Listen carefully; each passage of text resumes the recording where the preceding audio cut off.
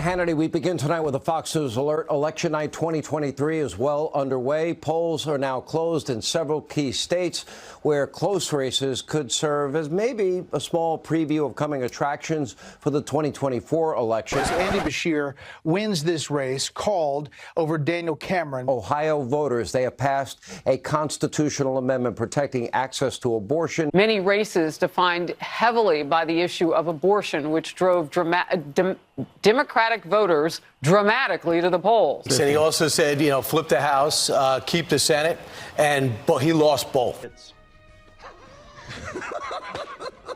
I don't know about you, but I'm starting to notice a trend here. As far as, it does seem like the Republican Party generally has a real problem with winning. Doomsday polls, calls to get your umbrella out for an incoming red wave, fear-mongering of a Biden downfall, only for things to go like this come election day. The midterm elections, the last few elections, we must recognize that as a party, good polling does not always translate into resounding victory. With yesterday's elections panning out for Republicans as well as their catastrophe to pick a speaker, there were different variations of coping across the board. You had the likes of Marge screaming about how Republicans just aren't extreme enough when it comes to their abortion policy. You know, the very thing that Glenn Youngkin wielded as a shovel while digging his own grave. These races are going to be decided by hundreds of votes in large turnout. But even going into next year, I expect the exact same issues will, of course, be so important to Virginians and Americans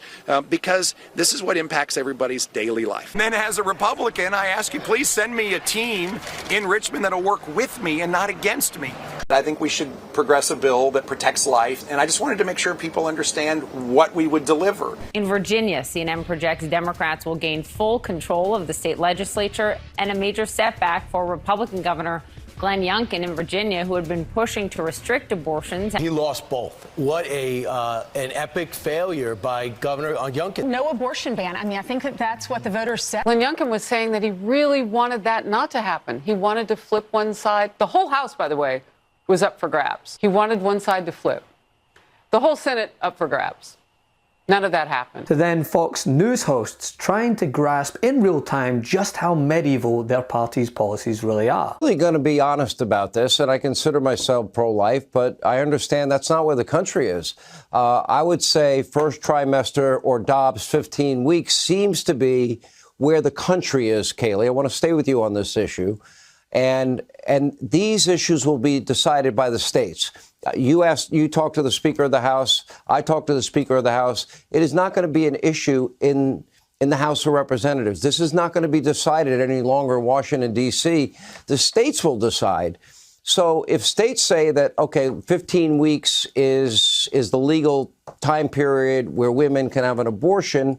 Yes, they are wildly unpopular. If you flicked over to Fox News on steroids, Newsmax, you'd find Rick Santorum blaming the dire showing from Republicans on elections themselves, actually saying that the reason democracy sucks is, well, because Republicans suck. And you put very sexy things like abortion and marijuana on the ballot, and a lot of young people come out and vote.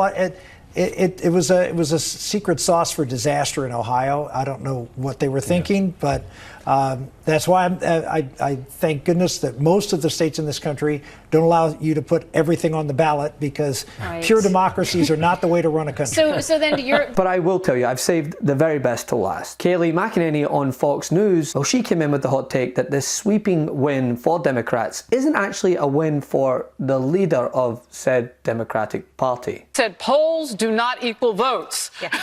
Yes, Harris, that is my number one message to Republicans. We'll get to abortion, next. But number one, a poll can look good for you, but that doesn't mean you're going to be victorious. We've seen this time and time again. Republicans, I would argue, have not had a good night since November of 2021 when Glenn Youngkin won. It's been 2 years since we had a good night in the Republican Party. I think we're clear-eyed about that. Message for Democrats, though, after last night, you won in spite of Joe Biden, not because of Joe Biden. In a Politico playbook, they're saying that they're celebrating in Wilmington, Delaware. They feel vindicated. Biden was basking in the moment, and they were even sending out dark Brandon memes. Do that at your own peril, because Biden is an albatross, and last night was not vindication in any way, shape, or form. But I will say, across the board, they seem to all have one thing in common. They're willfully overlooking one eeny-meeny tiny detail. And by eeny-weeny, I mean his hands. The ultimate loser himself. I did something that nobody thought was possible. I got rid of Roe v. Wade. Republicans can't keep stumbling and bumbling on abortion. And number three, we can't keep losing close races. So what does this tell us? That maybe we shouldn't take our cues on what's going to happen in 2024 from polls skewed by a media that fixates on one candidate's age, but not the age of another candidate who is forgetting what city he's in while speaking to an audience. And a very big hello to a place where we've done very well, Sioux Falls. Thank you very much, Sioux Falls. And thank you.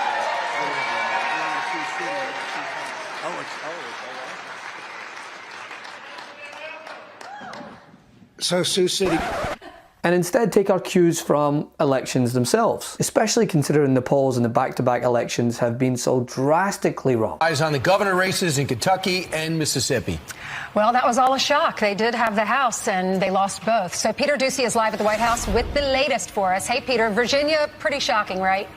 Well, Virginia's Governor Glenn Youngkin had been telling voters they could have a 15-week abortion ban if they just gave Republicans unified control of the legislature. And voters yesterday did the opposite. Republicans did not flip the Senate, and they lost the House of Delegates. This is potentially lethal to this theory that Youngkin could ride a red wave in Richmond to a last-minute presidential campaign as a dark horse Trump alternative in 2024.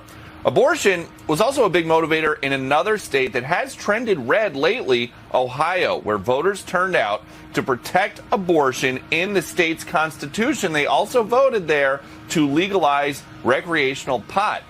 What was the Trump influence last night? He was a backer of Kentucky's Attorney General Daniel Cameron, and according to Chris Christie, that's a big part of the reason why Cameron lost the governor's race to Andy Beshear. Well, my opponent certainly tried to make this race about Joe Biden, and it didn't work. Americans proved yet again that they refute extremism helmed by the criminal frontrunner of the GOP. I did something that nobody thought was possible. I got rid of Roe v. Wade. Well, they're actually downplaying this loss. I've talked to several of the top Republicans here in the House about the outcome of the Ohio voters approving that constitutional amendment to affirm abortion rights. Several of them simply say that the 2024 election will turn on other issues. They don't believe abortion will be that salient issue that the White House hopes it will be come next year. That's the view of Jim Jordan, who is, of course, an Ohio Republican, someone who tried to become the Speaker of the House himself. But he said that the issues, in his view, will be